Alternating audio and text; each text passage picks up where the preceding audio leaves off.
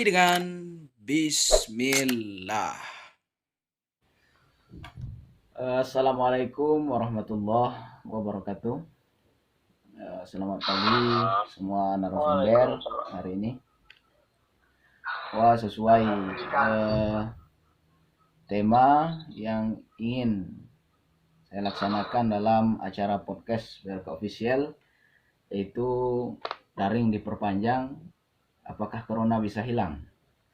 Nah, jadi di sini para penonton BRK Official sekalian, kita menghadirkan 3 narasumber terbaik bagi saya. Yang pertama ada Pak Kemas selaku Ketua Forum Ormas Provinsi Jambi. Ada Bang Saiful Roswandi, pemerhati pendidikan. Ada juga Pak Randi Asmilyadi, guru swasta di salah satu sekolah di Kabupaten Kerinci.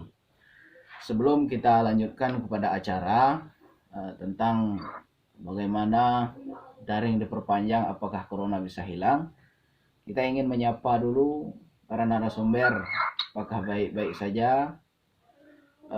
Kita ke Bang Saiful Roswandi. Apa kabarnya Bang Saiful? Alhamdulillah sehat. Buya Raka, apa kabarnya di sana? Alhamdulillah sehat juga Bang. Sehat juga. Ya. Sedang berada di mana Bang? Jauh dari virus kita ini semua nih. Amin amin ya robbal alamin. Ya. Ya, kita ke Pak Kemas. Pak Kemas, apa kabarnya Pak? Mas Solehin. Alhamdulillah. Buat aja. Ini. Bagaimana perkembangan COVID-19 di sana Pak? Makanya saya nggak tahu, cuman sekarang kan PPKM kita. Oh, PPKM. Kasih semua. Ya. Semoga berjalan lancar PPKM-nya Pak. Pemerintah berjalan lancar. Ya, kita sapa lagi Pak Randi Asmilyadi. Apa kabarnya Pak? Ya, alhamdulillah sehat ya. Ya. Saat ini sehat ya kita. Sedang di mana Pak? Walaupun sedang pandemi, tapi kita tetap harus jaga. Sedang berada di mana Pak?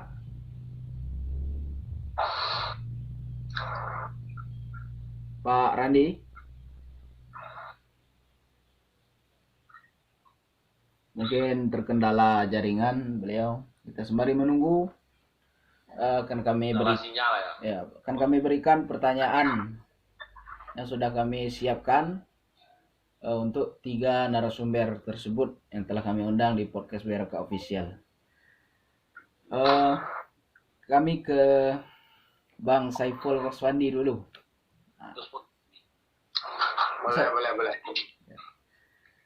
Saya banyak melihat postingan-postingan beliau bahwa mengkritik keras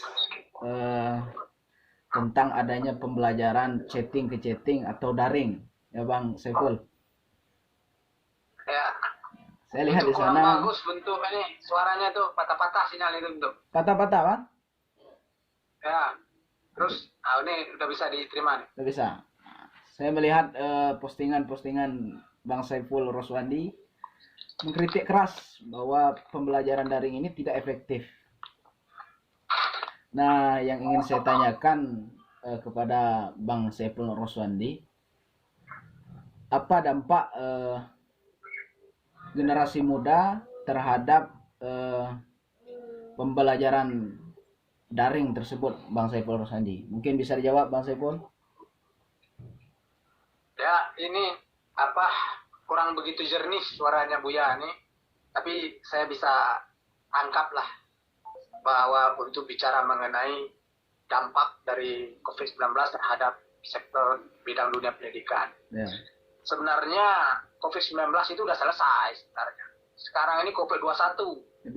Dengar infonya ada mungkin masuk ke COVID-22 nih. Wah, ini bakal gak selesai bentuknya nih COVID ini. Tambah terus ya Bang? Dia mengikuti,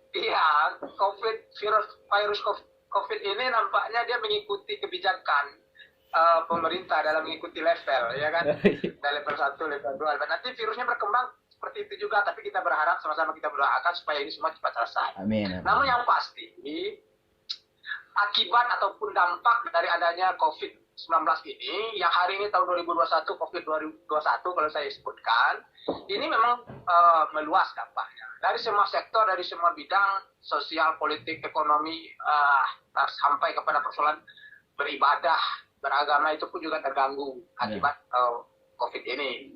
Nah, karena hari ini kita lebih fokus bicara mengenai di bidang pendidikan. Terlepas kalau saya melihat dari sisi dampak terhadap dunia pendidikan ini memang sudah sangat-sangat merugikan ya. Meskipun dia tidak material terlihat secara kasat mata dampaknya, karena dia tidak bernilai kapital, tetapi lebih kepada terhadap anak didik, terhadap siswa dalam hal hak mereka untuk mendapatkan pendidikan itu sendiri. Dengan adanya COVID ini juga membuktikan ternyata pemerintah kita itu tidak siap apabila negeri kita ini dihadapkan atau menghadapi sebuah bencana yang tiba-tiba. Salah satu contoh misal seperti COVID ini. Ini juga mesti harus dipikirkan sebenarnya adanya kesiapan stakeholder dalam hal penanggulangan bencana apapun yang terjadi di negeri kita sesungguhnya. Jadi ini pun juga semestinya menjadi kajian strategis dari pihak pemerintah, subsektornya bidang BPBD, bagian penanggulangan bencana. Dia tidak hanya bicara terhadap bagaimana menanggulangi sebuah bencana, tapi dia juga membuat sebuah strategi antisipatif apabila ada sebuah bencana yang datang tiba-tiba. Selama ini kan mindsetnya itu hanya ada bencana alam. Ya. Kebijakan pemerintah mindsetnya selama ini seolah-olah bencana itu bicara terhadap bencana alam. Sehingga anggarannya itu programnya khusus untuk di bidang BPD dia bicara terhadap penanggulangan bencana alam. Tidak terfikirkan bahwa ada bencana yang tidak bersifat alam yang seperti banjir, longsor dan segala macam, ada yang bersifat abstrak yang seperti ini hari ini kita kelapakan semua. Tidak ada kesiapan. Akibat karena tidak ada kesiapan strategi dalam hal menghadapi bencana yang seperti COVID ini, sehingga pengambilan kebijakan, langkah-langkah pencegahan itu semuanya uji coba akhirnya. Nah, ini memperlambat penanganan COVID ini akibat tidak jelas strategi yang konkret oleh stakeholder, oleh pemerintah, akhirnya memperlambat penanggulangan. Sehingga berkepanjanganlah kita dari akhir tahun 2019 sampai hari ini. Tidak siap lagi kemungkinan karena ini tidak bisa diduga kapan berhentinya COVID, bisa jadi ke depan sampai 22, 23. Akhirnya antisipatifnya hanya membuat wacana pengunduran program-program nasional, salah satunya pemilu misalnya kalau memang COVID diperpanjang. Tapi di sektor pendidikan tidak kita lihat apa langkah strategi mereka mengantisipasi dunia pendidikan akibat adanya COVID. Antisipasi yang kita maksud adalah bagaimana hak anak didik, siswa tetap mendapatkan pengetahuan, tetap mendapatkan pendidikan tanpa harus terhenti akibat adanya COVID. Salah satunya ya dapat kegiatan belajar mengajarnya. Ini yang harus. Makanya kemarin saya kritik, apakah harus monoton ini kegiatan belajar mengajar di pendidikan di sekolah kita itu, anak-anak didik kita hanya melalui daring, melalui dalam jaringan. Boleh mungkin, ini pun juga sudah mengharuskan adanya kesiapan dari semua pihak untuk menghadapi atau untuk menggunakan fasilitas teknologi dalam hal memajukan dunia pendidikan. Terlepas ada tidak adanya COVID semestinya itu. Ada atau tidak adanya COVID, semestinya pemerintah sudah berpikir bahwa fasilitas teknologi itu bisa menjadi akses dalam hal kegiatan pendidikan bagi anak kita. Jadi mungkin sudah ada mindset baru, harus ada perubahan baru dalam hal menanggulangi dunia pendidikan kita, memajukan dunia pendidikan untuk menggunakan fasilitas teknologi. Cuma problem hari ini kan memang sumber daya manusia kita, terutama tenaga pendidik, tidak disiapkan untuk itu.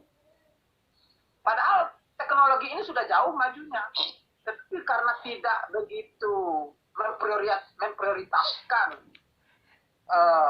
fasilitas teknologi itu untuk memajukan dunia pendidikan, sehingga guru-guru, tenaga pendidik, dan stakeholder yang berhubungan dengan dunia pendidikan tidak dibintek secara serius, tidak digambling secara serius, agar mampu menggunakan alat-alat teknologi itu untuk memajukan dunia pendidikan. Nah, ini yang kita sarankan, yang kita harapkan bagi pihak pemerintah dan stakeholder untuk berpikir tidak mesti ada atau tidak adanya COVID hari ini, apalagi hari ini sudah benar-benar kita dihadapkan dengan COVID, untuk mengelola, untuk menggunakan inovasi, mewujudkan kreativitas, sehingga anak didik untuk mendapatkan pendidikan itu tetap terpenuhi.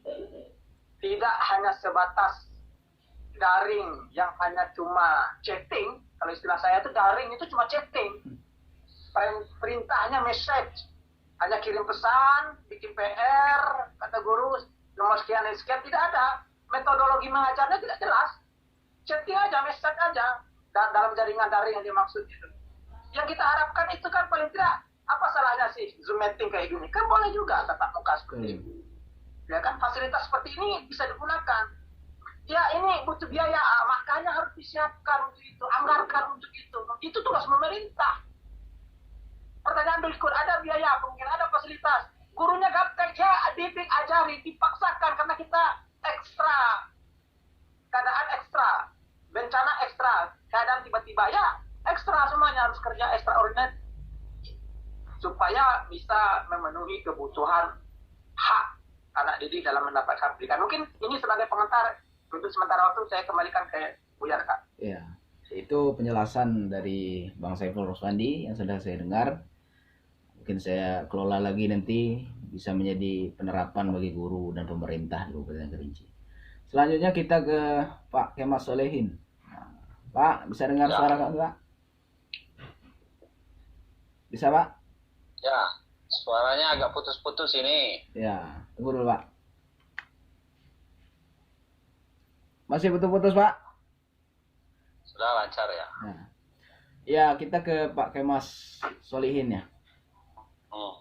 Nah, saya melihat juga di postingan Bang Saiful Roswandi, beliau berkomentar bahwa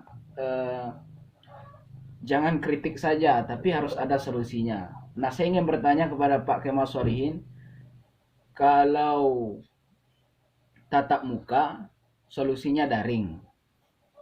Nah, kalau daring itu kan tidak efektif, kata Bang Saiful Roswandi tadi. Ya. Jadi solusi itu tidak berguna, hanya sekedar chatting ke chatting. Jadi apa pendapat Pak Kemas Solihin tentang daring dan tatap muka? Mana yang lebih efektif Pak, menurut Bapak? Iya, jadi baik ya, bismillahirrahmanirrahim.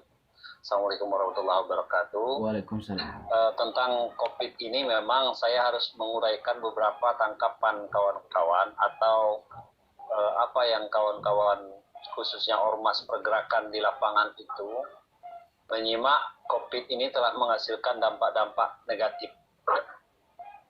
Nah, salah satunya di dunia pendidikan ini tidak semuanya peserta didik itu orang mampu. Lantaran COVID ini, ekonomi orang tuanya jadi merosot. Jadi anak-anak peserta didik ikut juga membantu orang tuanya dalam mencari nafkah. Dulu penghasilan mereka katakanlah 1 juta. Karena mereka tidak bisa bekerja maksimal, akhirnya anaknya pun ikut serta membantu. Anaknya yang harusnya sekolah, nah, karena sering di rumah ikut membantu orang tua. Supaya orang tuanya ini penghasilan tetap 1 juta. Karena kebutuhan minimal itu kan bisa saja 2 juta atau 2,5 juta per hari ini. Misalkan biaya hidup 70.000 per hari misalkan. Nah, jadi ancaman berikutnya karena anak-anak yang awalnya sekolah sekarang membantu orang tua bekerja, ancamannya adalah putus sekolah.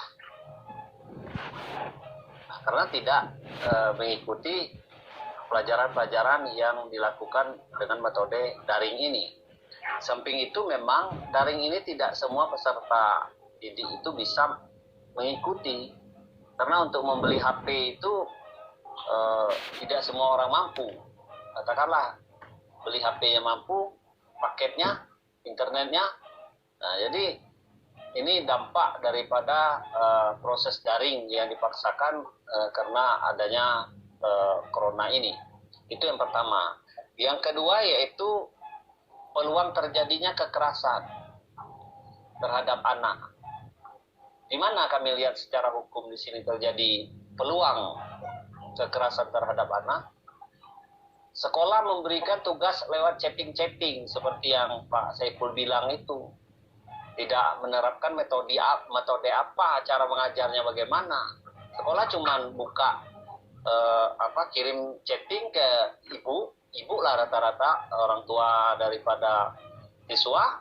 Kemudian yang menjadi guru itu adalah ibu. Jadi guru sebenarnya di sini cuma kepala sekolah. Dia memberikan tugas pada guru-guru yang ada di rumah, yaitu ibu-ibu. Nah, ibu-ibu lah yang mengajari peserta didik hari ini. Harusnya ibu-ibu itu cuma memasak, nyuci, pekerjaan dapur, sekarang sekaligus jadi ibu guru. Ibu-ibu ini tidak semuanya bisa melakukan metode pengajaran yang benar. Nah, apalagi anak-anak yang katakan TK dan SD ini kan anak-anak yang masih nakal-nakalnya, belum ada pengertian. Lihat HP, dibilangnya mau main HP, tapi ibunya mau ngajar gitu loh. Nah, ini terjadi peluang kekerasan, caci maki terhadap anak, kekerasan jewer kuping dan lain-lain. Nah, ini juga sebenarnya dinas pendidikan juga harus mencermati ini sebagai suatu permasalahan. Kalau COVID ini jangka panjang, berarti pelatihan ibu-ibu untuk jadi guru. Ini harus dinas pendidikan melakukannya. Tidak bisa anak-anak itu dididik dengan kekerasan. Ya, karena yang pendidiknya ini tidak pernah berlatih atau menjadi guru yang sesungguhnya kan. Akhirnya emosi-emosi di rumah, perkataan-perkataan yang sebenarnya terekam dengan anak-anak yang SD, SMP, TK ini kan sangat merekam suara-suara kekerasan dari ibu-ibu yang menjadi guru hari ini kan. Nah, yang ketiga terbatasnya smartphone dan kuota. Nah, itu yang saya sebut tadi. Di sini peran pemerintah yang harusnya lebih dominan. Memang bagi orang-orang yang sibuk dengan adanya COVID ini menjadi tidak sibuk dan banyak di rumah. Biasa kemesraan sama istri kurang, sama anak kurang komunikasi, sekarang dipaksa oleh keadaan harus menetap di rumah. Nah, jadi si suami ini takut sendiri keluar sekarang kan. Dan keluar takut, di rumah juga takut dimarahi istri terus. Jadi itu dulu Ya, pengantarnya. ya itu dari Pak Kemas ya. Dan juga kita beralih ke Pak Randi Asmilyadi, guru swasta di salah satu sekolah di Kabupaten Kerinci. Nah, selamat pagi Pak Randi Asmilyadi.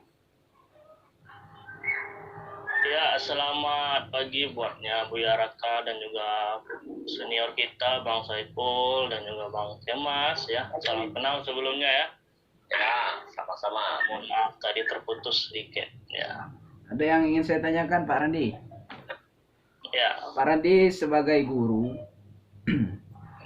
tentu saja bisa melihat efektifnya belajar daring ataukah tidak. Apakah bisa siswa menerima daring ataukah tidak? Jadi yang ingin saya tanyakan Pak Randi, bagaimana di sekolah tersebut sebagai guru, apakah efektifkah Bapak melihat pembelajaran daring ini tersebut? Mungkin bisa dijawab Pak Randi.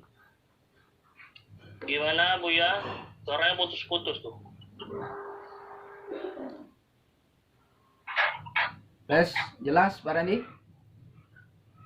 Oke, baik. Pak Randi kan sebagai guru di salah satu sekolah. Ya, Jadi Bapak bisa turun langsung melihat apakah efektifkah murid belajar atau efektifkah guru mengajar. Jadi apakah efektif guru dan murid itu mengajar dan belajar, Pak Randi? Mungkin bisa dijawab. oke, baik. Terima kasih Buya. Kita akan coba menjawab. Kalau pertanyaannya seputar efektifkah belajar daring atau tidak, kalau kami pribadi sebagai seorang guru tentu tidak efektif. Kenapa kami bilang tidak efektif? Yang pertama, kendalanya tentu saja terjadi di Kabupaten Kerinci khususnya saat ini. Yang pertama terkendala masalah jaringan. Karena tidak semua daerah terjangkau oleh jaringan internet tersebut. Itu yang pertama. Yang kedua, kendalanya tidak semua santri ataupun murid itu memiliki smartphone gitu loh. Itu kendala yang kedua. Kendala yang ketiga, kebanyakan di masa daring ini, kenyataannya di lapangan saat ini, itu kebanyakan murid membantu orang tuanya ke ladang daripada dia menyelesaikan tugas yang telah diberikan oleh Bapak Ibu majelis guru gitu loh. Jadi kemarin saya sendiri pun saya memberikan tugas kepada murid, banyak yang pertanyaan-pertanyaan yang tidak logis lagi dari murid gitu loh. Maksudnya tidak logis seperti ini. Tugas sudah saya berikan kepada murid tersebut, tapi ditanyakan balik tugas itu. Kerjakannya di mana gitu loh. Bagaimana cara mengerjakan, contohnya apa, padahal sudah kita berikan semua jenis-jenis tugas, kemudian contohnya seperti apa, ternyata yang ditangkap si murid tidak sampai gitu loh. Kemudian yang kendala yang kelima yaitu tidak adanya feedback dari sekolah untuk murid gitu loh. Kenapa saya bilang seperti itu? Karena tidak adanya bantuan, contohnya seperti paket data gitu loh. Itu tidak ada sama sekali dari bantuan dari pemerintah maupun dari sekolah itu sendiri. Jadi itu jadi kendala tersendiri, dan keluhannya orang tua kepada sekolah yaitu apakah tidak ada paket data dari sekolah untuk siswa. Ya kami hanya bisa menjawab untuk saat ini belum ada bantuan Bapak Ibu. Jadi kami berharap Bapak Ibu berkontribusi betul dalam suasana COVID ini, bagaimana kita mengefektifkan daring tersebut. Mungkin itu untuk pengantarnya. Ya. Itu Pak Randi sebagai guru telah merasakan, jadi tidak efektif untuk pembelajaran daring. Yang saya ingin tanyakan lagi, Sangat tidak efektif. yang ingin saya tanyakan lagi kepada Bang Saiful Roswandi. Saya melihat Bang Saiful di Kerinci ini bahwa acara-acara seperti pernikahan, seperti acara-acara besar itu masih dilaksanakan. Tapi harus ada protokol kesehatan, betul kan Bang? Ya. Tetapi yang saya herankan, kenapa pemerintah mentiadakan pembelajaran tatap muka untuk daring? Jelas, suaranya, pertanyaannya udah jelas, udah terang. Putus-putus Bang? Putus ya. Ya putus. Udah masuk. Nah. Jelas? Nah. Terus sambil bicara. Nah, ya. Bahwa pemerintah kan mentiadakan tatap muka, diadakan daring. Kenapa tidak pemerintah itu melaksanakan tatap muka tapi mematuhi protokol kesehatan? Itu menjadi pertanyaan orang tua. Dan bagaimana kalau kita menyikapi pertanyaan seperti itu, Bang Roswandi? Ya, baik. Kita kan udah menjadi fakta seperti apa yang disampaikan oleh Pak Randi tadi kan. Memang kalau melalui daring tanpa dengan metodologi mengajar yang jelas, memang tidak efektif, sia-sia. Cuma malah merugikan malahan.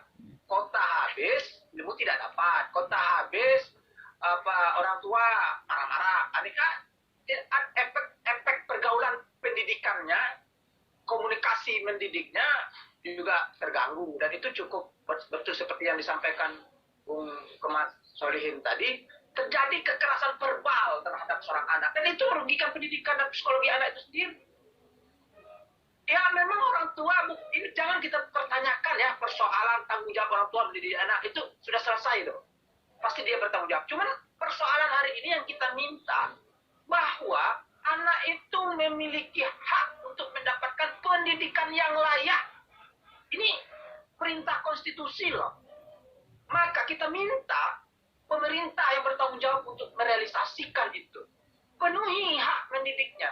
Apabila hak untuk mendapatkan pendidikan itu membutuhkan fasilitas teknologi, ya juga harus dipenuhi. Sebagaimana mereka memenuhi fasilitas bangunan gedung untuk sebuah lembaga pendidikan, memenuhi fasilitas sekolah, ya penuhi, karena hari ini mereka perintahkan untuk daring, penuhi kebutuhan daringnya. Internetnya penuhi. Sekarang gampang, nggak mesti harus nunggu tower berdiri sekian derajat, sekian tinggi. Ya udah bantu dengan wifi gratis kan. Pemerintah daerah itu dilokalisir sebuah tempat, bisa dibuat wifi gratis. Cuma problem hari ini memang pemerintah dalam hal ini yang semestinya bertanggung jawab untuk memberikan hak anak didik mendapatkan pendidikan, belum kita melihat apa kebijakan strateginya untuk menanggulangi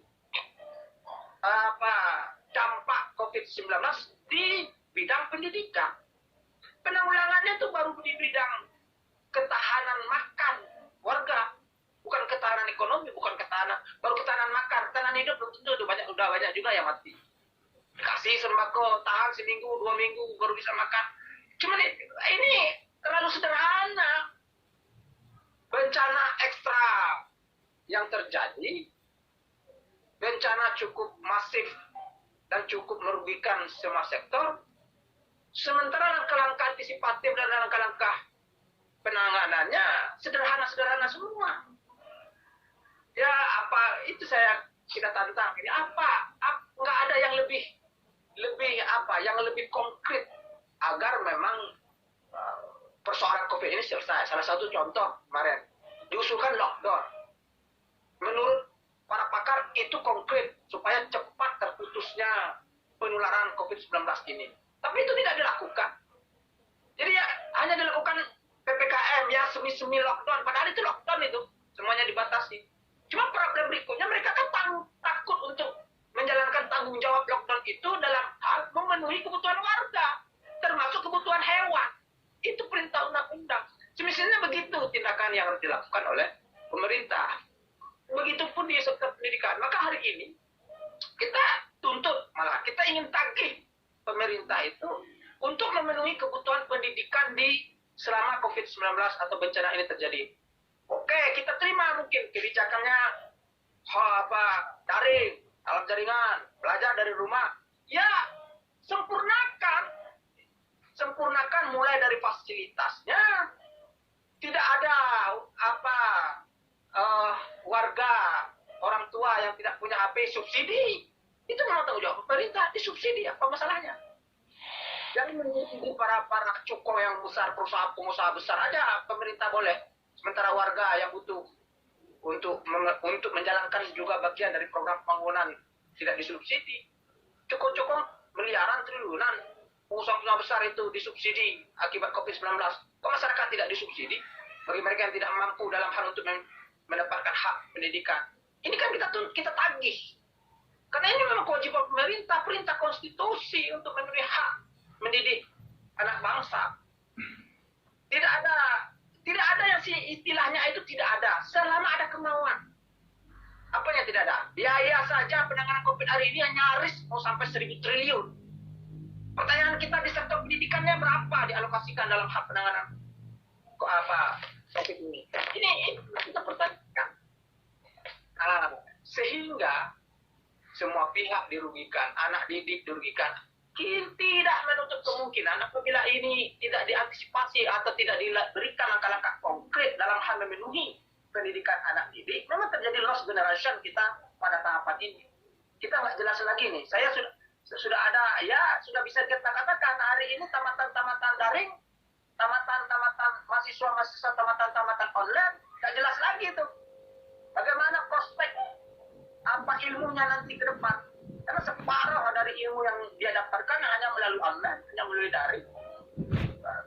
Tatap muka secara langsung aja belum ada jaminan punya progres yang baik, apalagi melalui online ataupun melalui daring. Nah, ini yang harus kita terus dorong, yang kita harus minta agar pihak yang berkepentingan, pihak yang bertanggung jawab, terutama dalam hal ini pemerintah, dinas pendidikan, kita minta fokus mereka.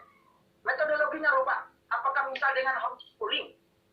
Homeschooling kan lebih ke tanggung jawab pada seorang orang tua untuk mendidik anaknya. Tetapi misalkan ditambah apa sih salahnya guru datangi siswa ke rumah dengan space yang dengan kapasitas tertentu. Misal satu guru tangani 10 orang. Ya, kan sederhananya tinggal tentu biaya operasional mereka, sebagaimana misalkan tenaga kesehatan itu dibantu tambahan honorium. Kalau pemerintah itu mau, saya pikir mau guru-guru itu datangi anak-anak didik, kumpulkan 3-4 orang yang kemudian yang satu jarak sekian dikumpulkan dalam satu tempat, tablet, tinggalkan membantu fasilitas dalam hal kelancaran menjalankan tugas. Nah, itu metode-metode sebenarnya sederhana hal-hal yang seperti ini kalau memang aspek untuk mewujudkan dan aspek untuk mencapai tujuan pendidikan itu serius dilakukan, bukan hanya sebatas melaksanakan rutinitas program atau hanya sebatas melaksanakan pekerjaan karena selaku abdi negara atau selaku guru, sehingga itu tidak, kita pemerintah itu sudah diperintahkan undang-undang oleh Undang-Undang Pendidikan Nasional bahwa target-target untuk mencapai tujuan pendidikan itu seyogianya sampai kepada anak didik kita, sampai kepada mewujudkan generasi yang paripurna, berakhlakul karim. Bagaimana mendidik anak supaya berakhlakul karim kalau metodenya itu chatting? Mewujudkan akhlak yang baik itu harus ada sentuhan langsung dari teladan, dari pendidik. Jadi sangat banyaklah kelemahan apabila ini tidak di backup. Kalau memang terpaksa, memang terpaksa, tapi kamu harus di backup, harus dipenuhi kebutuhan itu. Silakan dalam jaringan di rumah. Lalu yang kedua, seperti tawaran Anda, Buya Raka tadi, apa nggak bisa di rolling? Udah Senin 5 orang, Selasa 5 orang, berapa tuh satu kelas? 20 atau 40 siswa biasanya rata-rata berapa? Pak Randi itu kalau satu ruangan itu. Udah disipkan, apa sih masalahnya? Persoalan makanya jadi unik kita ini, jadi pertanyaan.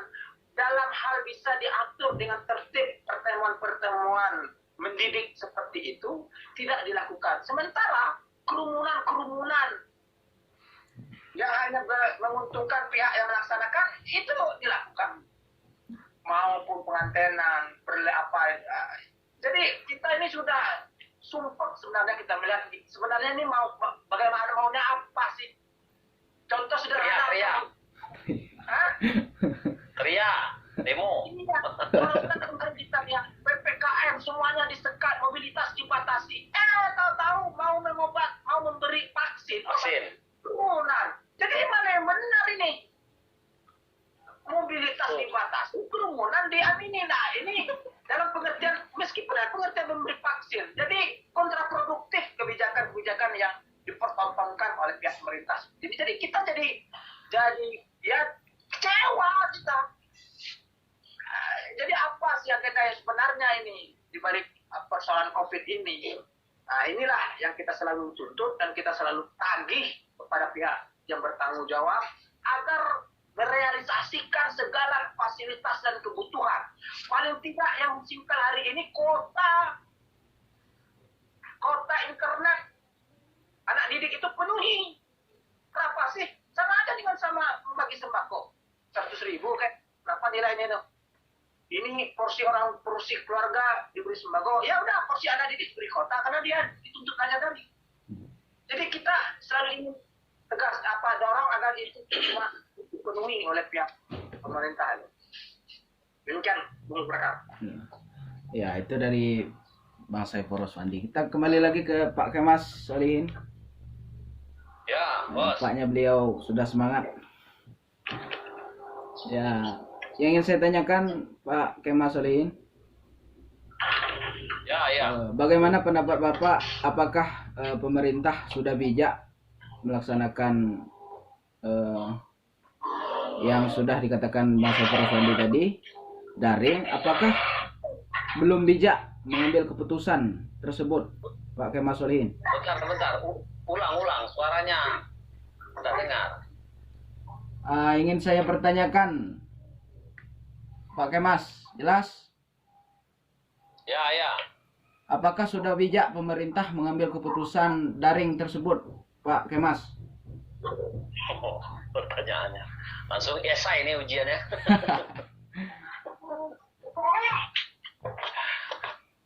Jadi begini, kebijakan pemerintah dengan proses daring segala macam itu memang berdampak sangat negatif kalau jangka panjang. Karena apa?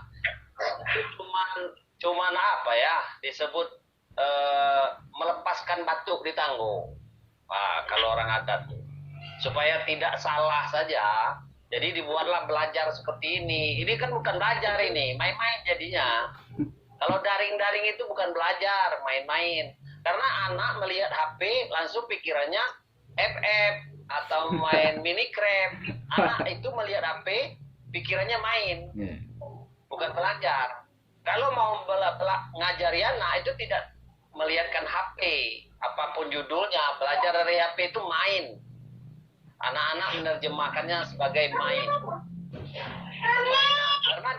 Karena di HP itu isinya game semua. Jadi jangan kita teledor dengan metode daring-daring ini. Kalau saya punya solusi bahwa memang pemerintah harus menerapkan belajar real dengan pengawasan ketat. Apakah yang siswa yang masuk pagi itu diukur panasnya berapa? Nah, yang kategori agak demam tidak boleh masuk. Harus belajar. Kalau tidak bisa 3 kali seminggu, 2 kali. Harus belajar. Karena sentuhan guru dan kumpul dia sama-sama anak peserta didik, itu menghasilkan kualitas pendidikan. Dia ada ingat, pulang itu, tadi duduk dekat ini, dekat kawannya yang begini, begitu. Ngajar apa nak? Ngajar ini. Dia akan ingat, terekam. Tidak bisa 4 kali seminggu, 2 kali saja dengan metode prokesnya yang ketat. Ya artinya kalau memang siswa yang hadir pagi itu agak demam, itu tidak boleh. Nah, disuruh balik. Kemudian satu lagi, tentang pemberian tugas oleh guru-guru ke sekolah, ke ibu-ibu, itu harus ada evaluasi terhadap tugas itu. Kalau misalnya semester itu 6 bulan sekali, ini harusnya 2 bulan sekali itu prasemester lah namanya. Jadi evaluasi terhadap pelajaran itu harus dilakukan maksimal. Kemudian ibu guru yang di sekolah dengan ibu guru di rumah itu harus ada komunikasi. Metode belajar yang ibu guru di sekolah itu harus dipindahkan ke ibu-ibu yang di rumah. Apakah guru satu lokal itu, guru di sekolah itu mengadakan Zoom meeting terhadap ibu-ibu ini? Jadi, Bu, besok kita belajar ini. Zoom meeting dulu. Diajari dulu ibu-ibunya ini untuk ngajari anak di rumah. Nah, besoknya baru ibu-ibu ini mengajar anaknya. Jadi kalau ibu guru di sekolah cuman chatting, besok buka halaman sekian belajar itu, ibu guru yang di rumah kaget, ngajarnya gimana. Nah, saya lihat waktu yang kosong itu, jam 7 malam sampai jam 9, itu ibu-ibu ini kan nonton sinetron Amanda Manopo itu, apa siapa? Nah, atau film-film Korea. Jam 7 sampai jam 10. Nah, coba gunakan jam 7 ini sampai jam 9 lah. Zoom meeting antara guru yang di sekolah sama ibu-ibu yang di rumah. Untuk pelajaran besok Zoom meeting. Zoom meeting malam, besok pagi ibu-ibunya ngajar anaknya dengan yang diajarkan oleh guru dari sekolah itu. Kalau cuma chatting, nulis, kerjakan tugas ini atau hafal satu lembar Quran itu suruh hafal, anak SD meledak kepalanya. Jangankan anak tuh, kita pun tidak sanggup. Jadi yang daring-daring ini cuman ece-ece, ya kan, ece-ece. Jadi kalau belajarnya ece-ece, pikirkan 6 tahun ke depan tamat SD, anak tuh ditanya apapun tidak tahu. Yakin saya? Harus dirubah, Pak. Nanti sebagai guru, tolong sampaikan ke kepala sekolah sampaikan ke dinas. Metodenya itu ada Zoom meeting dulu antara ibu guru di sekolah sama ibu-ibu yang di rumah. Mengajar besok pagi ini, Zoom meeting dulu. Kan udah lama 1 jam Zoom meeting. Jadi ibu-ibu yang tidak tahu silakan tanya dulu. Nah, pelajaran besok ini. Dia tanya sama bu gurunya. Nah, besok pagi dia ngajar anaknya itu dia sudah paham yang diajar itu apa. Jadi itu solusinya. Kalau cuman begini-beginilah, rubuh bangsa nih. Oke. Ya. Itu saja Pak Kemas. Itu dulu. Nah, itu. Kalau banyaknya pakai toa, ge. Ya kita lanjut lagi ke Pak Randi Asmilyadi. Pak Randi? Oke, ya, baik. Itu yang ingin saya tanyakan mengenai bantuan dari pemerintah. Apakah dari sekolah sendiri sudah pernah mengajukan untuk meminta bantuan, atau pendidikan tersebut acuh tak acuh kepada sekolah? Bagaimana Pak Randi Asmilyadi? Oke, baik. Terima kasih Bu Yarka. Ya. Kalau masalah pengajuan bantuan kepada pemerintah itu wewenang kepala sekolah ya. Tapi untuk saat ini belum ada kami dapatkan informasi bahwa adanya bantuan yang dari sekolah mengajukan kepada dinas pendidikan terutama. Kemudian saya mau menanggapi sedikit ini untuknya Bang Kemas Solihin ya. Memang betul kata beliau tadi, memang peran orang tua di masa daring ini sangat diperlukan ya. Apalagi orang tua yang pendidikannya cukup tinggi gitu loh. Jadi memang harus memperhatikan betul bagaimana pendidikan anaknya untuk ke depan nanti. Karena kita takut ke depan ini kan kita nggak tahu nih sampai kapan corona ini akan berakhir, kita tidak akan pernah tahu kapan itu. Nah jadi memang betul solusi dari Bang Kemas tadi mengatakan bahwasanya memang harus ada Zoom meeting terhadap orang tua. Dan itu sudah kami laksanakan kemarin Zoom meeting.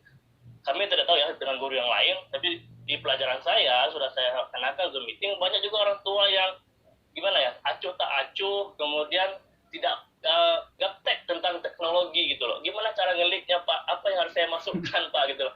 Jadi kayak ngajar lagi gitu loh. Oh ini klik-klik Bu, ini masukkan Bu gitu loh. Jadi seolah-olah gimana gitu ya. Kurangnya informasi atau orang tua kurang ingin lebih tahu bagaimana tentang pendidikan anaknya ke depan. Contohnya saja yang tamatan yang baru ini, tamatan corona akan disebutkan, ya, itu kebanyakan anak-anak ini hanya tahu dengan guru yang mengajar dia saja. Itu realnya. Tidak pernah kenal siapa guru ini, padahal dia satu sekolah dengan guru tersebut, tapi dia nggak kenal sebutannya apa, guru matematika lah, guru bahasa Indonesia lah, guru penggah lah. Jadi tidak kenal dengan siapa gurunya. Kemudian kami mengatakan kita survei atau semester terhadap siswa, itu juga sudah kami lakukan terhadap siswa ke rumahnya langsung. Ternyata di rumah tidak didapatkan anak tersebut, kemana, ke ladang gitu, membantu orang tuanya. Jadi itu memang terjadi problem di saat ini, memang seperti itulah realita yang kita hadapi saat ini. Jadi yang kami takutkan ke depan pendidikan ini tidak akan pernah tercapai nantinya kalau masih daring. Kemudian kami juga sepakat dengan Bang Saiful tadi mengatakan bagaimana kalau kita shiftkan anak tersebut. Misalnya Satu lokal 30 orang. Berarti satu hari bisa kita shiftkan 15 orang gitu loh.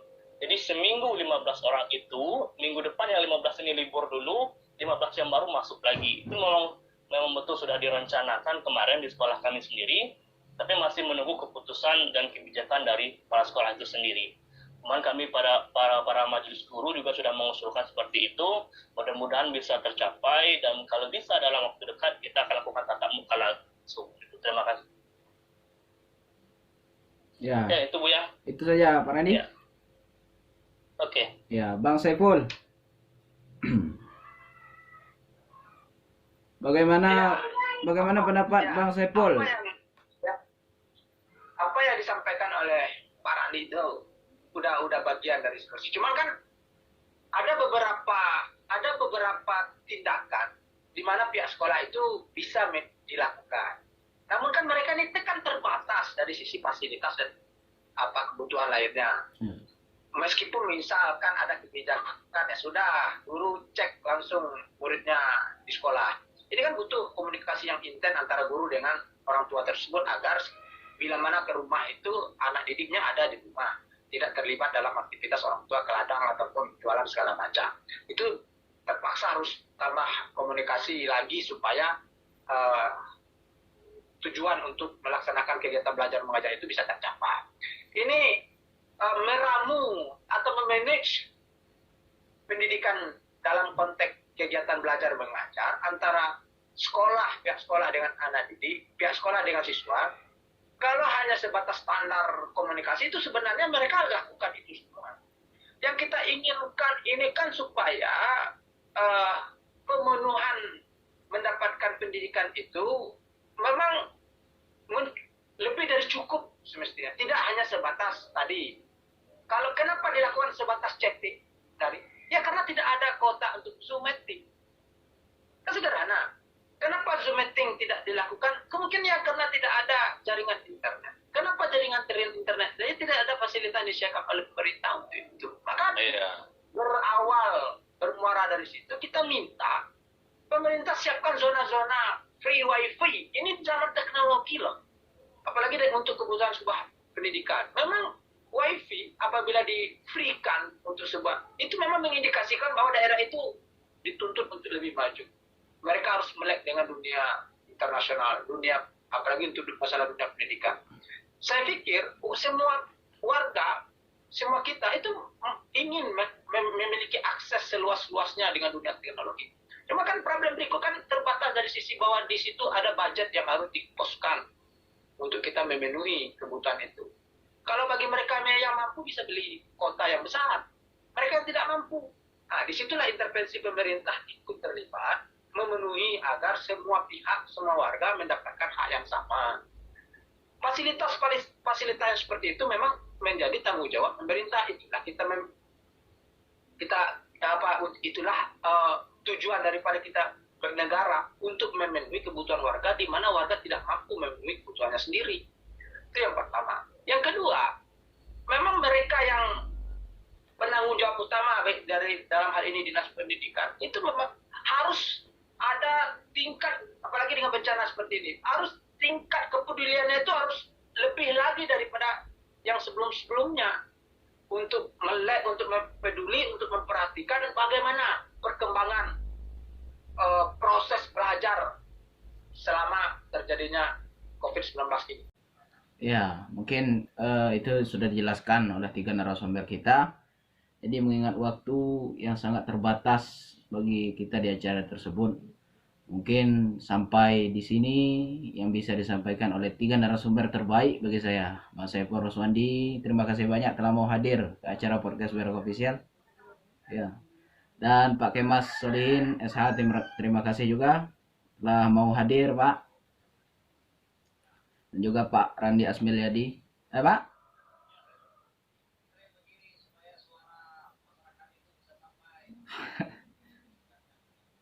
Ya, siap Pak. Ya, terima kasih pada 3 narasumber terbaik bagi saya. Mungkin ini saja yang bisa saya sampaikan. Terima kasih. Assalamualaikum warahmatullahi wabarakatuh.